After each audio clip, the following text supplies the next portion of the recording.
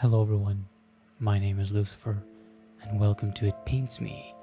This is a visual novel game, and it intrigued me because it reminded me of Layers of Fear. I streamed that a long time ago, and I know there is a reboot out, and I did want to try that out, but this reminded me of that because I think it's about an artist who is struggling to paint a loved one, or well, something like that. So let's get started. Every night I found myself alone in the studio, curtains drawn tight, my neat row of paints, palette, and brushes in the same place on the drawer by the easel. The canvas open and it sits, as always, unfinished, Marie's half-painted face frozen in an empty song. It's late out, as it always is when I awaken here. Marie is nowhere to be found. She must still be at the theater. Even when the curtains fall and the stage lights dim, the night is forever young to its stars, sopranos. I would always wait outside her dressing room, roses in hand, scores of other bright-eyed admirers spilling through the halls, though she alone was mine, and I was hers. It's cold, bitterly cold tonight, but I still draw the curtains and open the windows wide. There's a stench in the room, deep and damp and sickly sweet, that I can't ever seem to be rid of. Besides that, the fumes from the linseed oil make my head spin. I do remember in Layers of Fear, at some point I think we had to get linseed oil. It's either from there or from the story that I don't remember that linseed oil was used for art, but I think it was Layers of Fear. Yeah. Oh god, no. Like every night I measure our paints, out my paints, arranging the small dabs of color on my palette from lightest to darkest. Titanium white and cadmium yellow to corpse brown and lamp black. I wet my brush with oil and gently starts mixing the pigments. It feels just a little bit like magic, watching them swirl and mix, forming new colors from old. I paint her hair, I paint her face. I think hair is a good place to start because that's kind of going to go all over the place, you know? I blend a dark, deep red and apply it with a generous dab of oil to a patch of background that blends in Marie's hair. I didn't have to. The paint is still wet from the last night and the night before. That's a little not right? Should be dry by now, right? I must have painted and repainted the same background countless of times. To say it's difficult to paint by lamplight, my muse nowhere in sight, is an understatement, of course. But lately these nightly hours are the only time I find myself able to lift my brush. I stop every few strokes. Spirits, it hurts. I had joked that the pain that forced me away from the tailor's shop meant I could finally return to my paintings at the very least. I was never any good at humor.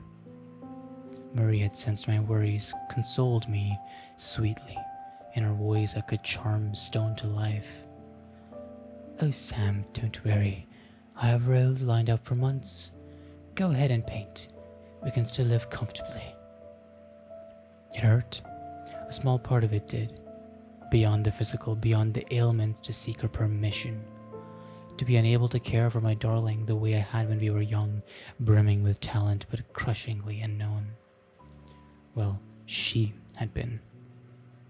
I was, and still am, nothing. But perhaps finally it would now be my turn to bring my vision to the world. If only it didn't hurt so damned much. Time passes, and I still don't manage more than a few strokes, a small patch of dark over an already wet canvas. Or perhaps time hasn't passed at all. The broken clock on the wall will suggest as much. Perhaps the seconds have lain still, the world outside unchanging, and I, the only thing that moves. Have I moved? Is repeating the same brush strokes like a clockwork doll movement? I shiver and sigh. Perhaps sleep would be a better endeavor. Perhaps the next night will meet more success. I stand, setting aside my paints and palette and slowly moving to shut the windows. I stop. There, out in the front garden, barely lit in a street lamp, stands a figure that can only be Marie. Oh yeah, I can see the figure in this darkness. Yeah, Do you guys see the darkness figure? The figure in the darkness? Do you guys see it? Do you? Do you see it? She bids goodbye to another figure, tall and broad-shouldered, and then she laughs. A beautiful laugh, a heartfelt laugh, and embraces him more before he makes his reluctant exit on a carriage stopped by the gate. I thought Marie was dead. I thought like it would be kind of like in Layers of Fear where Marie would be dead and this painter was trying to like paint Marie one last time. And at the very end it wouldn't be perfect and they would throw it away and the cycle repeats. Something like that. For a moment I don't know what to think. A friend, a co-star, perhaps that amiable tenor she mentioned every now and then. I didn't see his face, but Marie's social circle had always eclipsed my own. It must be.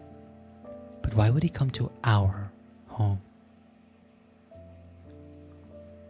Why would you laugh that way? And I thought that the figure that we saw in the garden, would be Marie's ghost, but apparently it's the actual Marie, so that's interesting.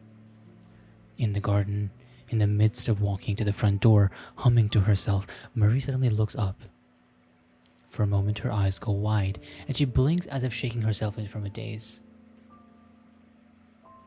I instinctively step back from the windows. Perhaps it's guilt that makes me do so. Marie's finally home and oh, I've missed her so. How could the first thing I think upon seeing my darling be the worst thoughts my mind could conjure?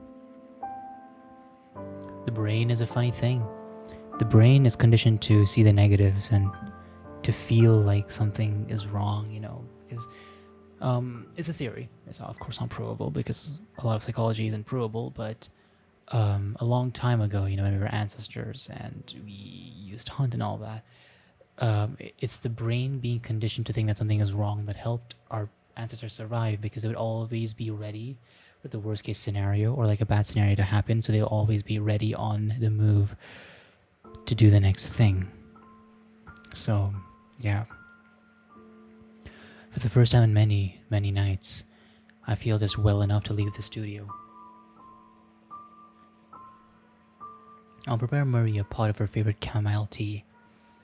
I'll listen as she tells me of the nights, the theater, the thousands of small anecdotes she never runs out of, and maybe, just maybe, ask her again to sit for a portrait for me. Like she used to. Oh, the house feels larger than it used to. Perhaps I was shut in the studio too long still. How could I so quickly become a stranger to my own home? The memories are fuzzy. The years blur together like a wash of oil colors. My mother and I carrying our sparse luggage, stepping inside for the first time. My stepfather laughing, his elbows on the breakfast table, chattering over something he'd read in the paper. Then, silent hallways and empty rooms. And then myself, welcoming my new bride to these solitary halls, hanging our newly taken portraits above the mantel. The walls are barren now. Yeah, this definitely reminds me of Layers of Fear. The entire house was barren and desolate, and it just showed the chaotic mind of the inside of a painter. In a lot of ways, not in the story, but Alan Wake and Layers of Fear are very similar in certain aspects. I think Alan Wake's story is a lot better. But yeah, just random rambles of my mind. I feel the walls in the dark, leaving sticky trails of paint behind, tracing the pale places where I used to hang. The photographs, the paintings, obviously the paintings. I'm an artist. I'm going to hang all of my paintings all over the place. The paintings that framed the seaside landscape I painted on our honeymoon, the watercolor sketch of Marie that couldn't hope to capture the sheen of her hair, the still life of the roses in the cracked vase, and oh, how my darling loves the roses. Gone, cleared away. The naked walls stare blankly at me. Confused, but with nowhere else to go, I continue through the house. And I'm in the same place. As I walk, I pass the furniture my stepfather left me. The shelves and tables that always seemed so large and grand as a boy, now missing or mantled in thick, white linen. They remind me of corpses on a hospital table, lying dead still, covered in sheets. Marie. I try to call out, but phlegm blocks my throat. I cough, long and drawn and wet, and then once more attempt to voice her name. Marie. It slicks off my tongue like a serpent uncoiling. I'd always loved her name, so tenorous and so sweet, free of harsh syllables. Marie. It was a name like an impressionist's fleur, painted on the soft strokes with a fine oil brush. It was the greatest joy in the world to join my name to hers. Silence fills the halls, a long drawn-out silence, a held breath. Finally, my darling answers. Ooh, very pretty. Also very sad. What's that word when it's like pretty but sad at the same time? There's a word for that, but I've forgotten what it is. Sam? Hello, that's me. Is this a dream? Very interesting. So the game is skirting on the edges between Marie being real or not. That is very interesting. I cough again, another long wet trail dripping from my lips. So maybe at the window, maybe what Sam saw wasn't real. Maybe it was a memory of when things started falling down and breaking apart. Or maybe it's something that they thought, or I don't know. I think it's interesting so far. I cough again, another long wet trail dripping from my lips. Is it a good dream, darling? I don't know. It feels like a nightmare. An awful, wretched nightmare. I limp towards the sound of her voice. So musical. So lovely. Even at the brink of tears. Don't cry, darling, I wanted to say, but thick, syrupy liquid fills my throat. No matter how what troubles you, I am here. She stands at the edge of the staircase, shaking a candlestick in hand. The steps are sticky and wet. I inch carefully, practicing at a crawl, not to slip. My darling lifts the candle as I approach. In the dark of the house, its flickering flame almost blinds me. I don't see the expression on her face as she screams. Ooh. Maybe something bad happened to Sam? Maybe Marie was like, taking care of him all this time, and Sam slowly deteriorated because of health issues or something, and then, then she got away. I don't know. Marie, where are you, my darling? Every word feels like a dagger puncturing my throat. I limp down each hall, leaving a trail of steps that feel damp and heavy, slick and wet. I tried the door to our bedroom. No, Marie's room. I started sleeping in the spare one when my coughing fits would wake her in the night. It was cold, so cold, alone, but my darling needed her rest. Maybe she's dead in there. I suspect she's dead in there. Or maybe the wet, slick stuff is the blood that I'm walking through, it's a very casual blood, it's paint. It's just really thick crimson paint. The knob is slick and hard to twist, my hands slipping on the brass. Finally, I manage to push the door open. Though it's completely dark and when I peer inside, I know it is empty. No warmth, no flesh, no sound of sweet breath within. Ooh, wait. You know when Sam compared the barren hallways, because clearly if Murray was living here, I doubt there'd be a barren hallways like this and like the paintings and stuff put down. So when Sam compared the barren hallways to bodies in the morgue because of the stuff, the white cloth he put on them,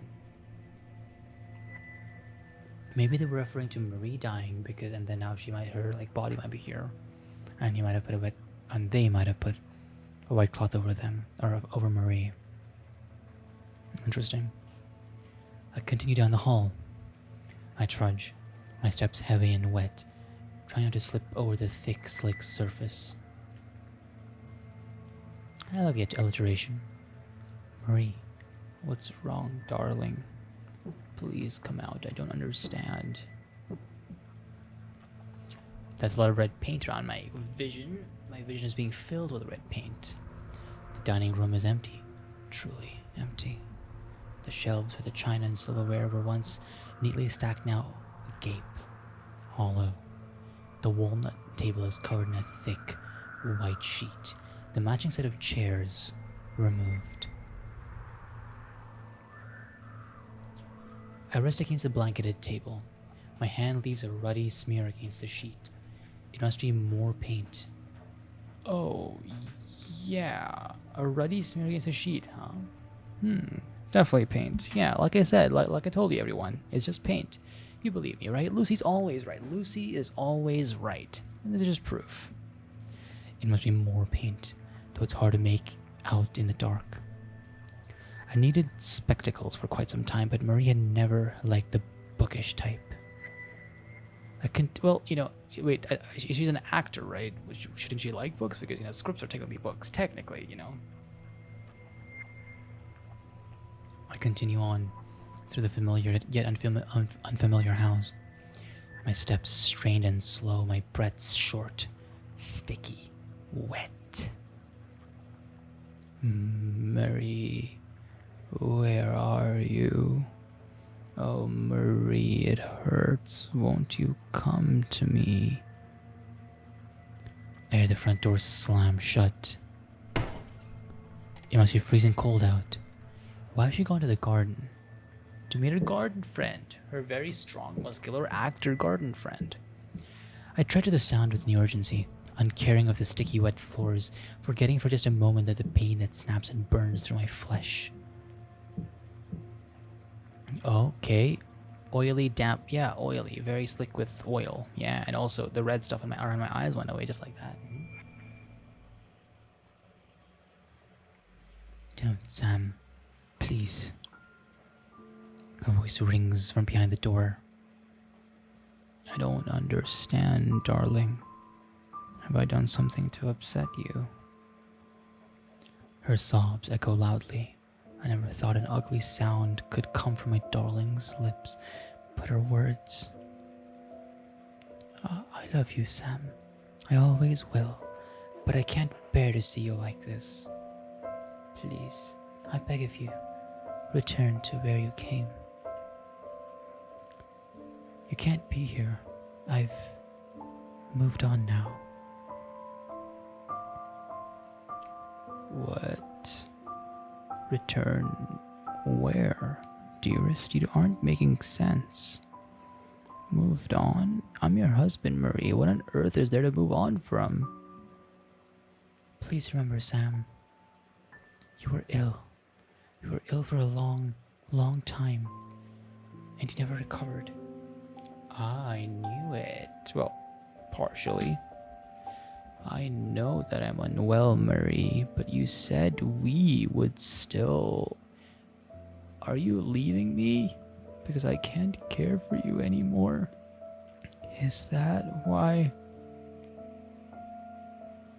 You left me? You're dead, Sam. What? No. No. Maybe on the inside. Once again, like I always say, I'm dead on the inside. That doesn't mean I'm actually dead. Right? Oh no. You've been dead for more than a year. If this is a joke, darling, it's a cruel one.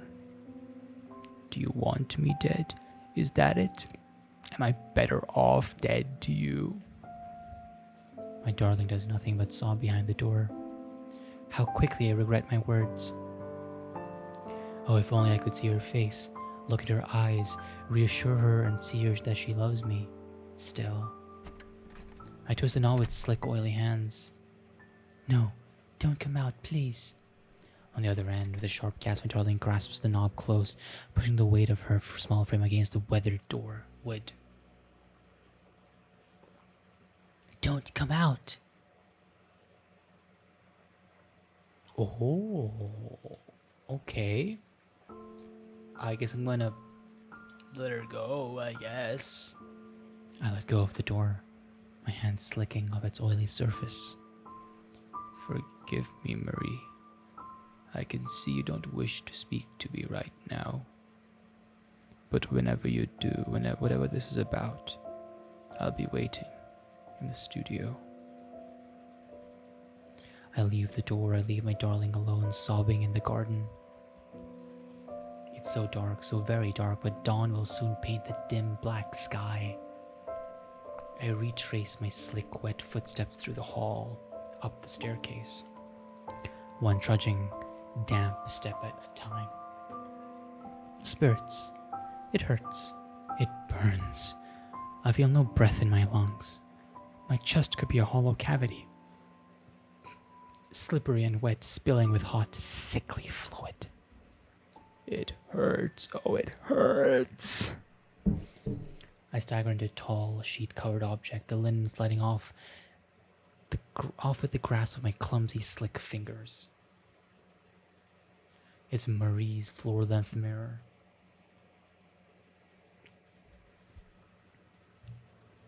No, oh no. No, no, no, no, no, no, no, no, no, no. Oh my god. Whoa. Oh, whoa. Okay, you look like a Code Vein character. Oh gosh. Well, that's getting worse. That's getting worse and worse.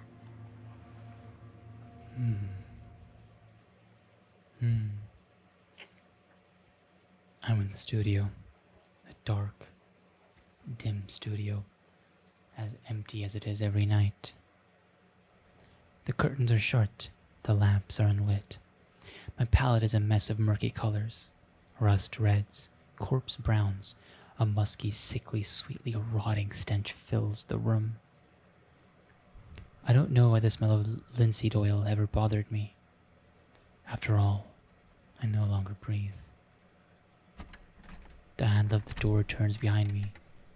Slowly it creaks open and a figure steps inside. I thought we agreed not to see each other, Marie.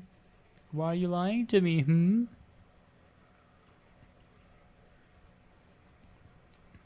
It's me. He limps more than he steps in crooked motions against the floor, dragging his body along like a wet, wide brush as swathes of red pool at his feet. I watch him pull himself before the canvas. Icon of affliction. Interesting. Samuel. He speaks in my mother's voice. A pitched cry of command and dependence. Did the mouth just move? I feel like the mouth just moved. Derision and affection. Pride and disappointment. Give up your suffering. Give up this. Come on into the earth with me. My hands are too slick to hold my brush. I stab it into my flesh and fix it between my bones, then dip the bristles into his blood. Wait, You stab your own flesh and fix it between your bones, then dip the bristles into the. Oh. Okay. Oh, okay, so he's basically permanently put his brush into his hand to paint, and then now he's dipping it into his own blood. Okay. Sami, icon of Algesia. He speaks in my stepfather's voice, wistful, choking back tears, the same cadence of his goodbye as he hugged me against his uniform, the dog tags cold around his neck. Don't suffer anymore, Sam.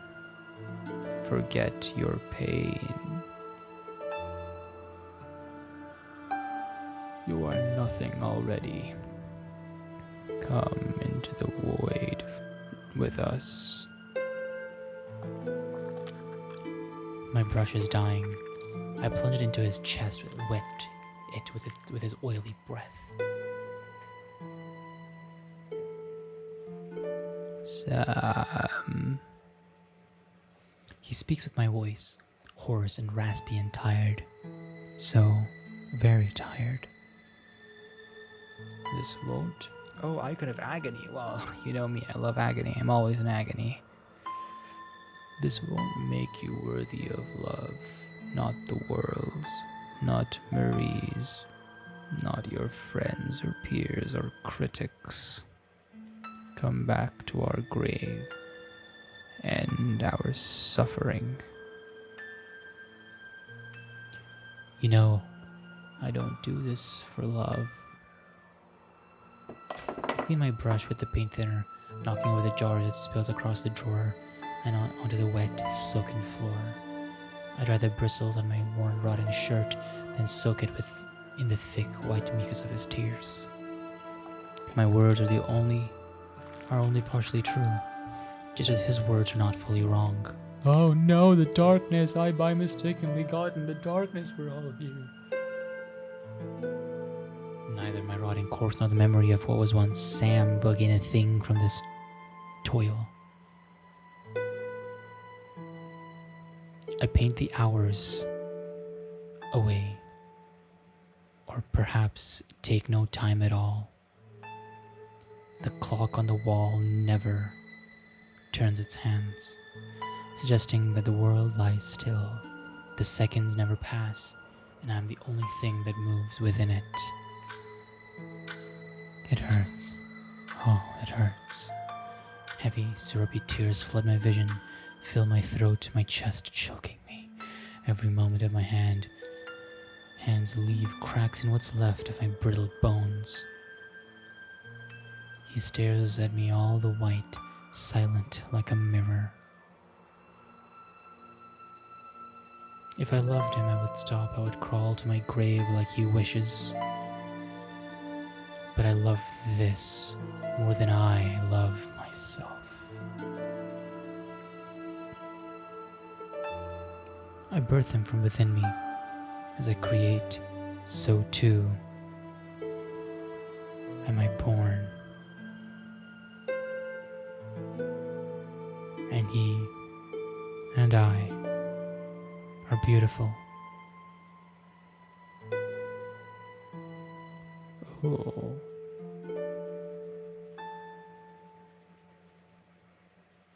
Ooh. Ooh.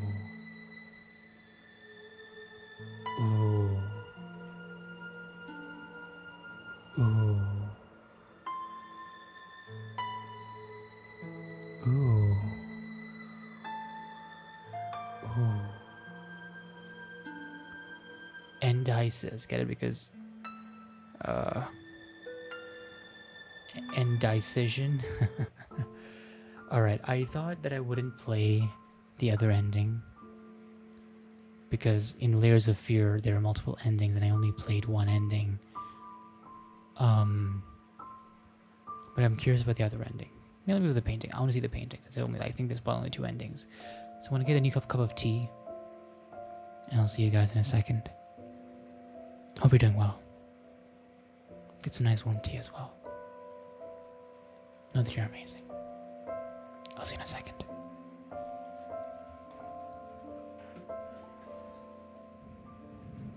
force the doors open. No, no, not until you tell me what's going on. Are you leaving me, darling, after everything? I need you. I need you. My darling utters a sharp cry as the hinges groan against the frame, loosening her grip as she stumbles back onto the cobblestone path. I instantly forget her sharp words as I limp towards her side. Marie, are you alright? I'm so sorry. Stop it, Sam. I'll keep you alive every time I sing. I'll sing for you. I'll keep you in my song. In my... Oh, you're a song musician, songstress, voice actor. Oh, but it hurts. Her shrill voice grates against the ooze spilling forth from my ears. It hurts. It hurts. My head rings, my chest is hollow. A hollow cavity, slippery and wet, flowing with hot, sickly fluid. I cough and spew more syrupy, warm liquid from my lips. Your art is always about you. Your frame, your fame, your voice. Your needs, your wants, your desires. You're a work of art, of course. But did you ever think about me? Did you ever think about poor Sam dying alone in a cold, white room? Poor Sam, who couldn't even hold a brush in his hands at the end. Poor Sam, left to rot into nothing. A year was all it took to forget me. I'm shaking her, leaving smears of dark, muddy paint over her pale shoulders. The next moment, she breaks from me, running blindly into the street. That's a very, very sharp street. The carriage does not stop her. Of course it does. My dearest is a wisp of dark curls, a black gown billowing in the night like a shade. She should be light as a breath, soft as mist. Oh, wow. That's a Satan circle for sure.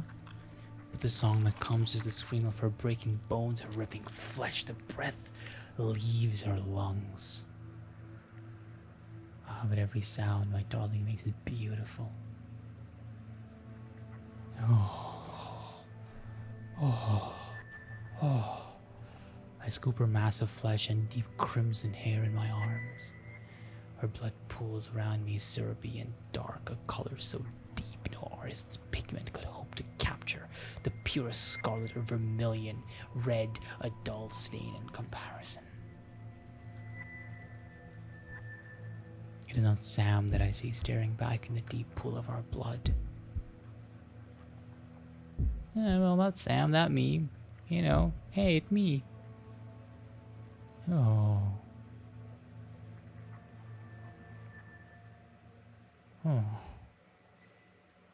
My darling is a lovely creature, even broken.